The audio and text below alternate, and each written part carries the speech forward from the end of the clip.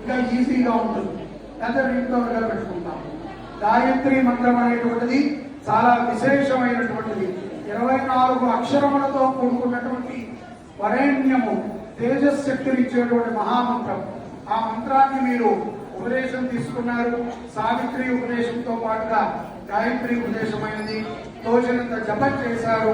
ఇప్పుడు మీకు మిమ్మల్ని తేజోవంతులుగా భావించి మీ బంధుమిత్రులందరూ కూడా ఒక మటుముకి మనం ఎంతో కొంత భిక్ష ఇద్దాము అని బియ్యము మీకు సంబంధించినటువంటి బహుమతులు ఇస్తారు. మనకి ఏమిచ్చారో అని ఆలోచించడం కంటే కూడా వారి దగ్గర తీసుకునేది మనము మహాపాపం. ఇప్పటి నుంచి యాచకము చేసుకుంటూ బ్రహ్మచారి బతకాలి. ఎప్పటిదాకా?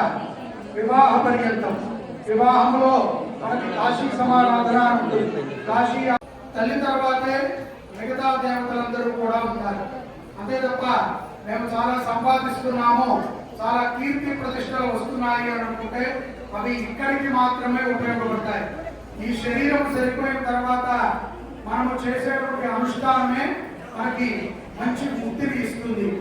దానికి సంబంధించి గాయత్రి మంత్ర అనుష్ఠానము చాలా ప్రాధాన్యత పూర్తిగా మనం చేయాలి. మధ్యలో గాయత్రి మంత్రం వస్తుంది, అప్పుడు నువ్వు అనుష్ఠానం చేయాలి.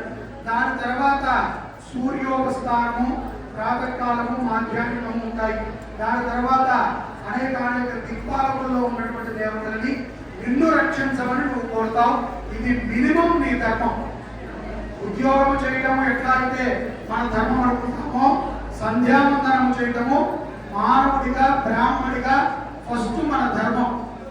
ఆ ధర్మాన్ని మనం పక్కన పెట్టి సమయం లేదు అని అనుకుంటే కనుక మీ అంత మూర్ఖులు ఈ ప్రపంచంలో ఉన్నారు. ఎంత మీరు ఒక క్రతువుని చేసుకుని మళ్ళీ రేపటి నుంచి మీ జీవితాలు మీకే అంకితం అనుకుంటే మీరు చేసుకున్నదంతా కూడా బూడిదలో పోసిన పన్నీరే. నాకు ఏమాత్రము నష్టం లేదు. దీంట్లో నాకు వచ్చే నష్టము అణువులో అణువు